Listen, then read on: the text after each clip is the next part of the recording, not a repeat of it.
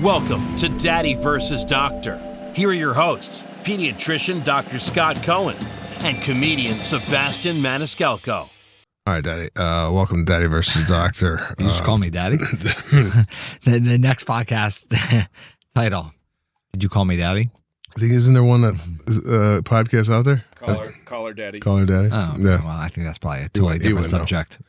I want to get into. I didn't even see this until just now. Do you have a Oura sleep ring on? Yeah, I do. Okay, so haven't seen this. Is this something new? It is about a week in, and my stats this morning won't be good because it was in the shower all night. Oh, okay. So give me, like, what have you been doing sleep-wise? So it tells me, each morning it tells me if I've had good sleep, and I could tell it I haven't had good sleep. So that's not anything new. And then it breaks down REM sleep and deep sleep, and it tells you what percentage of your sleep should be that. And it just seems like I'm failing in all categories. What's your scores? 70s, 80s? So it said actually the last couple of nights my sleep score was about 80, which it says is good. But my deep sleep, I'm not in enough deep sleep. I think it's supposed to be about 15 to 20% of your total sleep, and mine was like 7%. My REM sleep was good. But do you do that? I mean, throughout the night, I'm like, I wake up and I roll over and then I switch sides. So I imagine that interrupts it. So I learned this is why the ring isn't going to work for me. I've already learned within 4 days how to hack the ring. I know consciously throughout the night when I wake up, I keep my left hand perfectly still. So I wonder if it thinks I'm sleeping, even though I'm moving. What I don't know the technology is how it senses you're sleeping or you're awake. Do you have any crowns? You get any crowns? What are crowns? You'll see a crown on the top of your score. Do you have one of these? Yeah. Oh, where is it? I don't wear it now. I'm not sleeping. Oh. So. No, but it does resting heart rate. It does some other things. I normally have it on. I'm charging it right now. Okay. Do you like it? What's going on? So 2 doctors in my office have the Oura ring, and they're like, you should get it for your birthday. I actually thought they were going to then pitch in and buy me the Oura ring. So I waited 24 hours, but that never happened. So I bought it for myself. And it's a cool gadget. I wonder if I could use, I want to reach out to Oura. I wonder if I could use it in my pediatric practice. So I buy 10 Oura rings, one for every doctor, and we use their analysis to decide on workload the next day, things like that. But I want everybody to work hard regardless of their sleep. So, do you think this would work on kids? And what would their sleep be if you put this ring on, say, my son, 4 years old, Serafina, your kids, teenagers? And it brings me to the question of now that my kids are 6.5, 4.5, going on 7 and 5, when do we see the sleep? Because now they go to bed around 8. They get up around 6:45, 7. Where is it? When is it where I got to go in the room and go, we got school? Like, yeah, that hasn't happened yet? No, they're up. They're up. So is there and by the way, and this has been an ongoing thing, Serafina's still sucking her thumb, still diaper. Right. And what do you mean? I know. I feel like you poor parenting. I feel like you when I say that, you go, wow, really? Like in your head, you're going, geez, I mean, failure. The nighttime wedding, again, I would do nothing about. If we start having sleepovers, we go to camp, we can start things. Have you tried any other little things? They're not going to work, but have you tried like the bell, the alarm pad? Have you tried waking her up in the middle of the night? No, you told me not to. Yeah, because you'd last 3 nights doing it. You wouldn't even last 3 nights doing it. We've tried to reduce the intake of water. Right, it doesn't do anything. We've tried to put a night light. Right. We put the lights because she was scared to go into it. So it's just a brain bladder connection. It's going to happen. It's going to happen. The thumb sucking, right.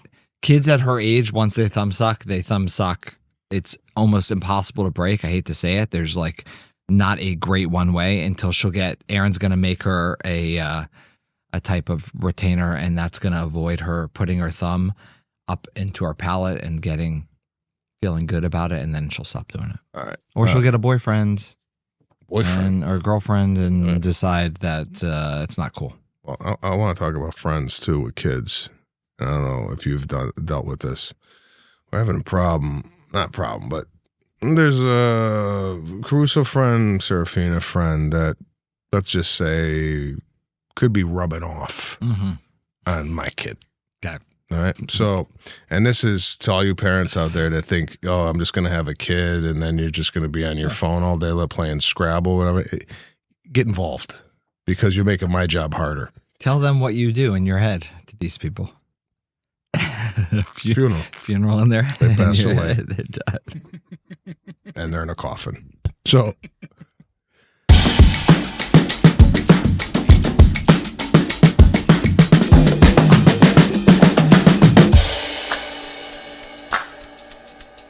Have your kids kind of grown out of relationships that they once had when they were like 7, 8, or do you notice that those friends that they made early on tend to be friends throughout life, or are they bouncing around? No, bouncing around. I think there are very few that you keep early on and you keep throughout life. I think with every group of friends, there's maybe 1, maybe 2 that move on to the next group. Like if you look back at your life, right?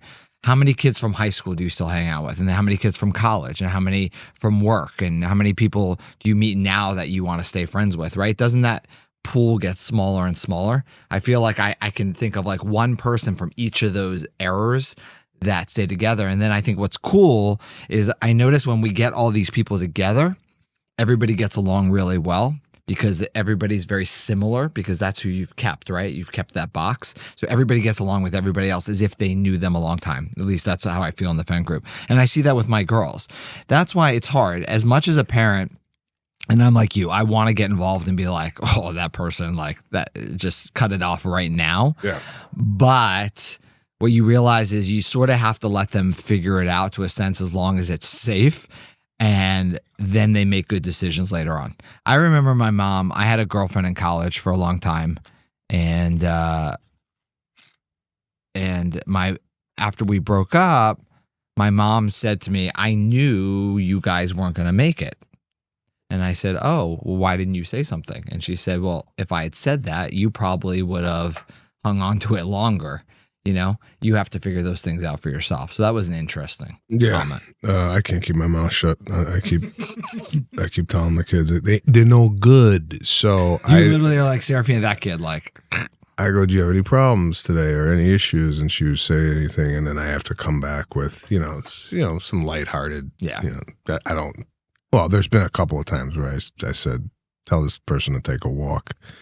I do want to tell you something that I did that I fucked up as a parent.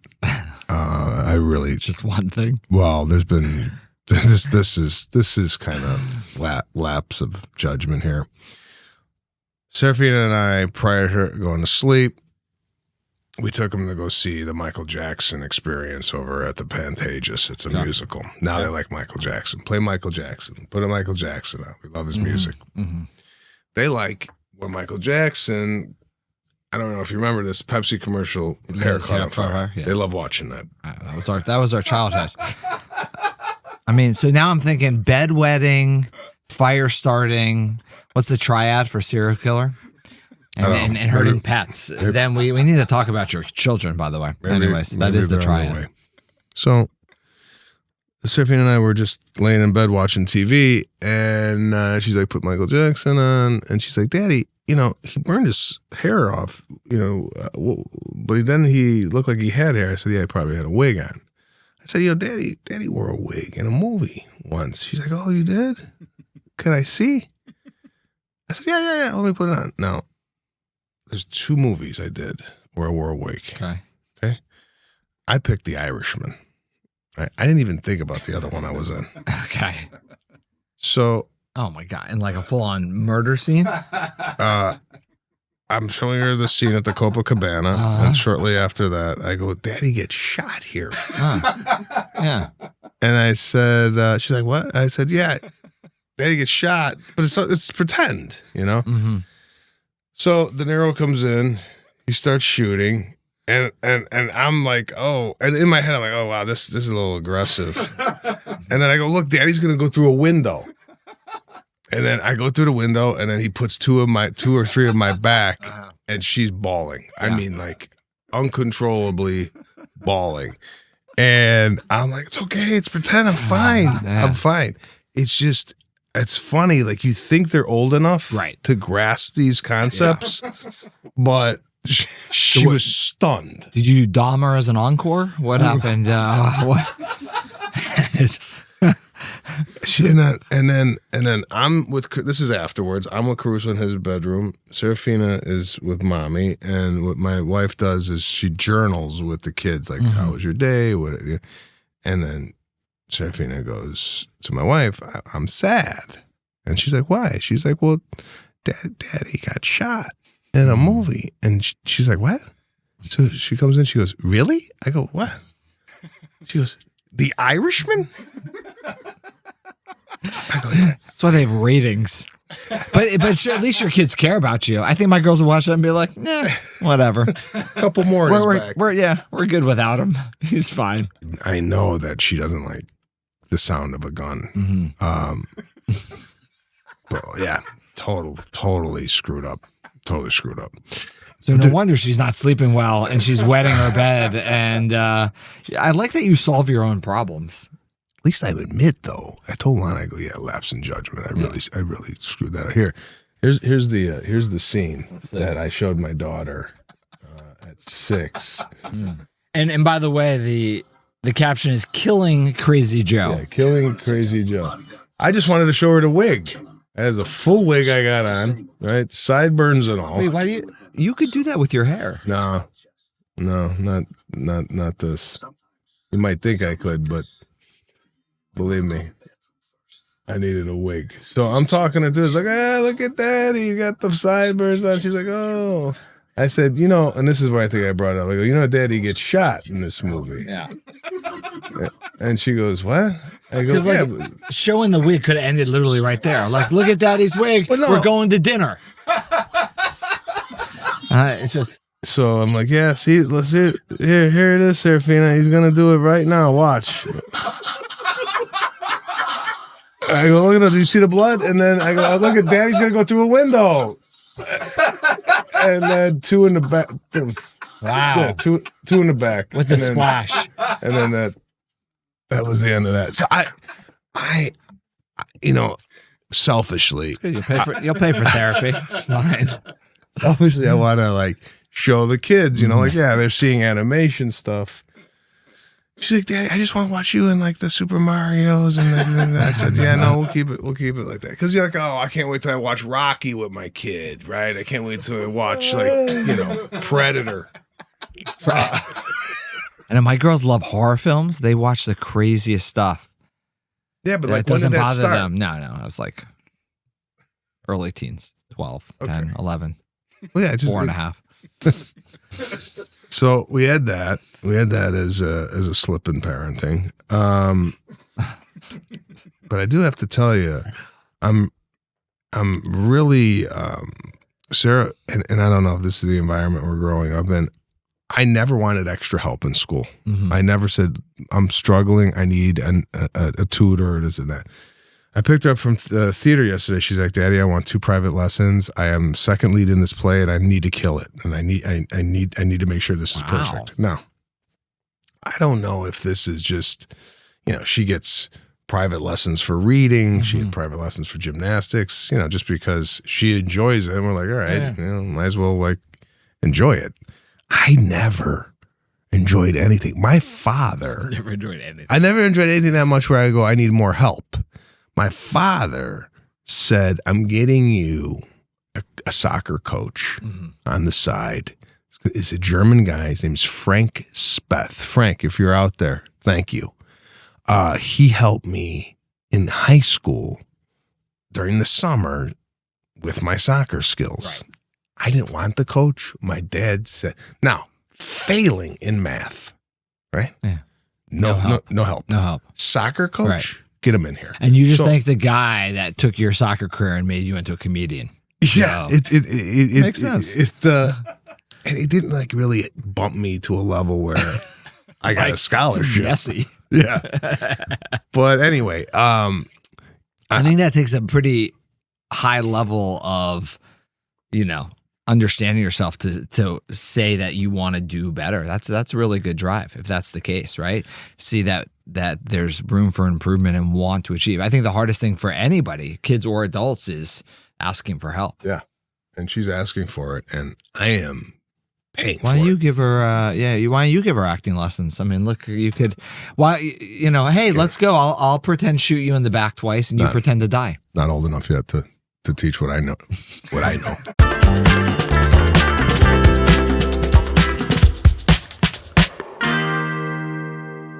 This is another thing, and I want your opinion on this. There seems to be a lot of eating in the car. Yeah. From place to place. Like last night, she had her dinner in the car. It was 7:00, so she ate in the car. What's your take on dining? Yeah. In the car. I agree. I mean, if you have so many activities that you don't have time and you're eating that meal to do the next activity. But what I don't understand, remember when we used to have 3 meals a day? We used to have breakfast, lunch, and dinner. And in between, you were doing things. You didn't have time to eat or do other things. Why is it we will have breakfast? We will go in the car 20 minutes later and pack up food to eat that 20 minutes later in the car. We just eat. I think it happens less as they get older, but I never understood that. We constantly, airplane, everything. It was like a separate bag was ready. You had to carry a separate carry-on just for food items in case you didn't have access to food. There's food everywhere. Why do we have to have access in the car immediately? We did that for a while, and that stopped immediately. Where I'm like, we're having 2 almost breakfasts, but the breakfast that we're having as soon as you got in the car, right? Yeah, Another snack. And what about travel? You had another bag with lunch boxes, with cold food and snack foods and everything. You know what it is? It's the snack food that seems to be what they want. And then for breakfast, lunch, and dinner, what I've been trying to do is, I love cooking meat. Love it. So I make extra meat when I cook, and I'm giving them steak. All right. What, just the snacks? For lunch. Oh, wow. They go with cutlery to school? I asked them, I go, do they have forks? And yeah. Plastic? They You got can't get forks. through your meat with plastic. My daughter goes, no, Daddy, I like silverware. Fucking fine dining. Linens? Is she coming home with linens? So I got steak, and this really, we should get this product on the show. It's an amazing lunchbox that keeps stuff warm. That's my biggest issue. If you cook them a chicken, a salmon, or what have you, by the time they get 3-4 hours later, it's cold. And my kids don't eat sandwiches. I grew up on sandwiches. Peanut butter and jelly. My kids have never had a peanut butter and jelly sandwich. Can't do peanut at the school because of the peanut people, right? Now, but turkey sandwiches, lettuce and tomato mayo. My mom used to make peanut butter and jelly. Yeah. My kids, I don't know that they've ever eaten any of those things. I know they don't like the tomato on the sandwich, and I don't know if this is the way we're raising them or this is what they're picking up. But they're so specific on what they want. Yeah. And I'm like, is this like hereditary? Because Lana's like this, like very specific. I was like, whatever. Like if the chips touch the sandwich, it's okay, you know? And, yeah, but it's also exposure. I mean, if you expose them to a lot of things early on, then they're more likely to eat a lot of things. Like you said, they gravitate to what they're around and what's easy, which is usually the snack food, which is horrible. And then you know what happens at school. They eat lunch. As soon as they're allowed, the first kid's allowed to stand up and play, lunch is like everybody's like, and we're done. So like if you watch their lunches, it's like 3 seconds and then they're done. Well, I'm monitoring the lunch when it comes home. Like, what did you eat? What didn't you eat? We're trying to like hone this in. And then I'm like, like for breakfast, I grew up on Eggos, Eggo waffles. I know. What I used to do is it's beautiful how I did it. I used to toast it, get really hot, put butter in the microwave, drench that puppy with butter, and then slather it on with some maple syrup. But now I'm cooking I go, is this even good? This shit that we're giving them. We need more protein. Because at school, every Friday, it's either Jersey Mike's, pizza, or In-N-Out. And I'm like, Really? Well, they have a food truck? Every Friday. I don't know how this happens. The food just comes. It's in your... it's in the, believe me, it's in the tuition. It's in the tuition. In-N-Out truck is in the tuition. You guys may own In-N-Out. You don't even know it. No, but that's because when we talk about kids, and especially your kids' age, you know, protein is so important because their diets are so carb loaded. Like you said, what's breakfast? Usually a waffle, a pancake, a cereal, a toast, all carbs. And then all the snacks are carbs. Lunch is usually a carb, dinner's pasta. That's what they gravitate to. So what happens is carbohydrates make your sugar fluctuate.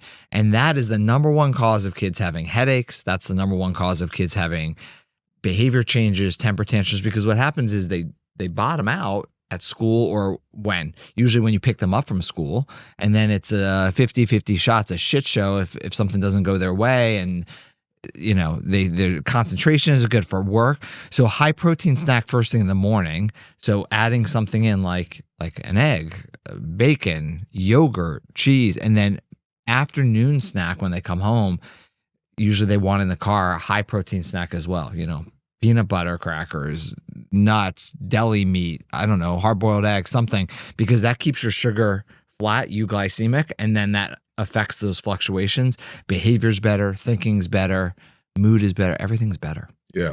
But we don't do it. Yeah, it's been a struggle for us to find what the hell to make for them for especially lunch. The lunch is, because with dinner they come home, we kind of... You guys eat as a family. Yeah, well, not necessarily. It's another thing. I used to eat with my parents. Yeah. Now, kids are eating at 5. I'm not even hungry at 5. Yeah. So why not eat at 7:30, 8 o'clock? We have a separate dinner. I go, you know, I remember the dinner table being the most enjoyable time at my house. But now that my kids are eating, we're sitting there, and then... And it's harder when they get older, because when they start having more activities, sometimes they're not home till 7:30. Yeah. So I don't know. So I found sometimes that, and I want to get your take on this. Did you give your kids, or was this Aaron's responsibility, baths, showers? Were you participating in that? When they were babies, I was now, there. Like when's a good time for a now, kid to wash themselves? Your kids can wash themselves. I know they can. Yeah. But we're having a hard time. I mean, Aaron reminded them. Aaron wasn't in there with them. And now, like when they're older, now, I mean, they need to. They need to what? No, they got to shower every night. But they're, you know, especially having teenage girls, they're very into their products and cleanliness. So it's like, we don't have to tell them. Sometimes there's too much, too long. It's like, all right, we're done. Let's go. Give me an You're age clean. where your kid could fill the bathtub. No, fill the bathtub. Yeah, I'm trying to think. I feel like because I feel like baths were done early on, and then it was like showers. Well, give me an age. You're right. 6, 7, 8. Okay, so Caruso's 4.5. Yeah, she's 6.5. They're still taking baths. Right. Caruso's not going to shower by himself. No. Right. He needs help. But right. But I, you know, when I'm in there, I said, okay, here's a sponge, wash yourself, and I look at the way they wash, right? Yeah. And I'm like, you know, no, it's like it's like cursory. Yeah, exactly. It's like teeth brushing. It's like, yep, I can taste toothpaste. It's done. Yeah, the toothbrushing is another thing that's like, is this even worth it? Like, what are we doing? You get another set. What's the big deal? Yeah. So, I just want to get them off this. Like, we have to go in there and bathe them, but then sometimes I just like.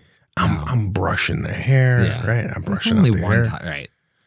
Take advantage of it. It goes quick. The hair brushing, though, and this goes out to the women out there. I feel your pain. Like my wife's like, I need to get a blowout. I go, why can't you just blow out your own hair? I'm blowing Serafina's hair. I go, this shit's gonna take at least 45 minutes to get dry. I mean, the amount of hair and how wet it is. Right. It doesn't even get, you know, like it's wet. 12 minutes into the blow. I'm like, what the fuck? Juana had went to Hawaii for 5 nights with her friends, and I was doing the hair. Now, you did it better? You feel like you had it down? I didn't have it down, but have you ever tried a high bun on your daughters, like doing a little bun knot? I'm good. I was good at ponytails. Really good at ponytails. That's pretty much it. Is kind of, I don't want to say it's basic. No, it's basic. But watching guys struggle putting on the hairband with ponytails is pretty funny. You can do that pretty quickly. Braids? Do you braid? I don't braid. You should braid. You should see though. I mean, like a nice holla. I gotta hand it to my wife. A holla braid. Holla braid. I gotta hand it to my wife. And this is something that you have to see, and I don't know if you could comment on it because, you got to walk the line and you're running a business and whatnot. that type of thing. How many kids do you see a day that come into your office that look like complete shit? Dirty. Yeah. Like there are kids that look dirty. They do. No, the hair's matted, clothes are dirty. And if it happens every once in a while, but there are sometimes kids who are just they're more dirty than other kids. It's a pandemic, bro. Every kid I see at the school looks like they just came out of the laundry. Hose them down. I would like to know, and we'll add this in. I would like to know from our viewers what big mistakes, like you showed yourself being murdered in a movie. Mm-hmm. So what other parents did that they were like, oh, that was a big mistake. That's a great idea. Let's have everybody out there. What is your failure as a parent? Yeah. Could be what? Give me an example. Like, what's yours? Like we talked about on the show that I think it was Aubrey that got out of her crib and you said do it again. Yeah, and she fell out of the crib. That was my big dad failure. Is there another it's hard. one? It's so hard to think of my own failures. If you asked Erin, we call her. I should rip them off right now. 50,000 of them. I feel like you can't reflect on yourself and go, yeah, fucked up. No, I do it a lot. I realize right after. We're like, is there something that happened maybe in the last 6 months with your kids where you go, yeah, probably shouldn't have done that? Or see now, but with teenagers now, it's more like just trying to not involve myself so much. Like, don't comment right when I think about it. Like, take a beat. Erin tells me that a lot too. And she's right. You want to comment on everything. Like, grades and did you get your schoolwork? Like, my OCD goes into like them. So like, I'm thinking about it, so I have to say it. Where it's like, it's going to get done. I don't need to like perseverate on it and make it worse. Me telling them 15 times doesn't make it better a lot of times. I think that's my biggest thing. So you're reacting too fast. Yeah, exactly. Like maybe you'll filter your thoughts, maybe do some editing. All right. I mean, we know mine. What's yours, guys? Leave it in the comments. Maybe send some emails. Maybe do a video. I don't know what the hell we're doing here, but yeah, I like videos. For those of you out there that want to share, please share. What were you going to show a video on? A video. What were you going to show? It was my photo of the high bun. Of the high bun. How many different hairstyles have you mastered? That's it. I didn't master that. It was something that I was like, I felt kind of proud of. Yeah. But I mean, Lana's doing intricate weaving and braids and this and that before school. I'm like, Jesus Christ. Like, let's get in the car. I mean, you should see what's on the top of her head. Crisscross this. And it looks beautiful. I told Lana the other day, I got to commend you. I mean, our kids really look tight, when they go to school. And it's something that we're rested our hat on. So guys, that's your chore. Parenting failures. Parenting failures. We have plenty of them. We have plenty. We'd like to know what yours are. Daddy versus Doctor, right here. Best logo in the business. No one's seeing it.